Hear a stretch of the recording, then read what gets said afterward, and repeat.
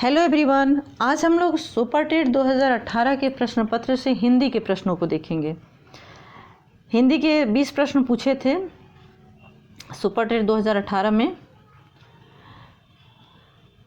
पहला प्रश्न है, आप पठित गद्यांश के ऊपर इसको ध्यान से पढ़िएगा गद्यांश को। तो एक प्रश्न पूछा है, प्रजातंत्र की सफलता के लिए क्या आवश्यक है। तो इस गद्यांश के सेकंड लाइन में ही इसका उत्तर है, प्रजातंत्र की सफलता के लिए उसके नागरिकों का साक्षर होना आवश्यक है। दूसरा प्रश्न जो अपठित पद्यांश के ऊपर था, दंभ का जहाँ जहाँ पड़ाव था, सत्य से जहाँ जहाँ दुराव था, वह चला कि अग्नि बाण मारता, पाप की आहा आहा उजाड़ता, वज्र बन गिरा गिरे विचार पर। तो इसमें अग्नि शब्द आया है, अग्नि शब्द का तद्भव रूप पूछा है, तो अग्नि का तद्भव रूप होगा आग। चौराहा में कौन सा समास है। चौराहा में तो जब पहला पद संख्यावाचक हो तो कौन सा समास होता है, द्विगु समास होता है। चौथा प्रश्न है, जिसके हाथ में चक्र हो के लिए एक शब्द क्या है। तो इसके लिए एक शब्द होगा चक्रपाणी। छात्रों, चक्रपाणी जो है विष्णु जी का पर्यायवाची शब्द भी होता है। पांचवा प्रश्न है, कंघी का तत्सम शब्द क्या है। कंघी जो है तद्भव शब्द है, इसका तत्सम शब्द होगा कंकती। छठा प्रश्न है, व्यूह का विलोम शब्द क्या होगा। व्यूह का विलोम शब्द हो जाएगा अव्यूह। सातवां प्रश्न है, राम का घर दूर है, इस वाक्य में कौन सा कारक है। तो दोस्तों हिंदी में 8 कारक होते हैं, जिसमें से कि संबंध कारक जो है उसका विभक्ति चिन्ह होता है का की के। तो इसमें राम का यानी ये संबंध कारक है।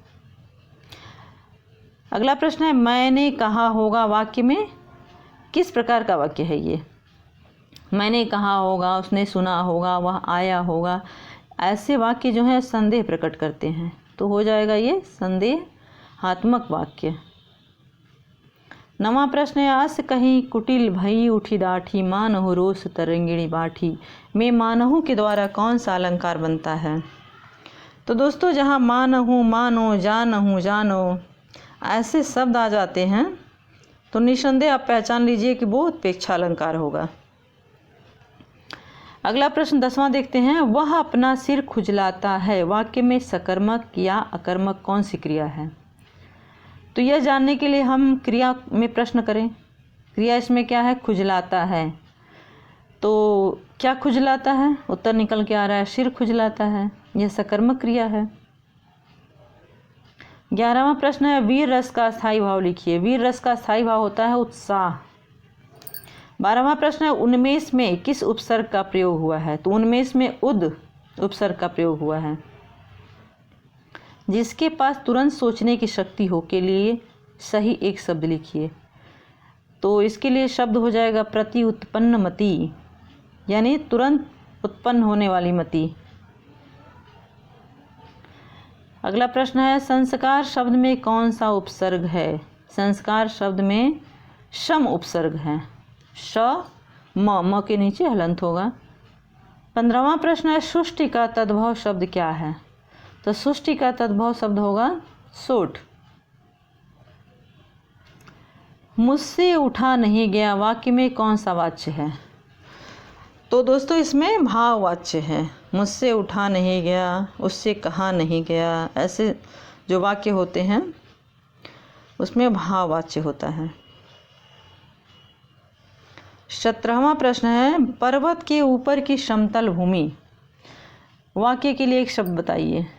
तो पर्वत के ऊपर की समतल भूमि को कहते हैं आधिपत्य का। यदि अगर ये प्रश्न पूछे कि पर्वत के नीचे की समतल भूमि, तो इसका वाक्य के लिए एक शब्द हो जाएगा उपत्यका।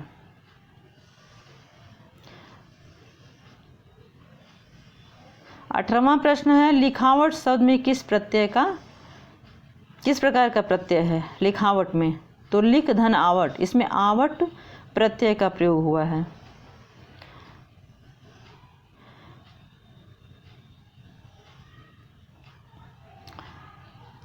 अगला प्रश्न है, काला सागर में कौन सी संज्ञा है।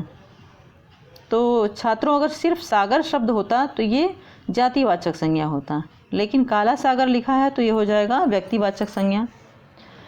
प्रधानमंत्री में कौन सा समास है। प्रधानमंत्री में तो जब पहला पद विशेषण हो और दूसरा विशेष्य हो तो इसमें कर्मधारय समास होता है। प्रधानमंत्री यानी मंत्रियों में प्रधान, कर्मधारय समास। तो दोस्तों, मेरे साथ जुड़े रहने और इन प्रश्नों का अध्ययन करने के लिए आप लोगों का बहुत बहुत धन्यवाद।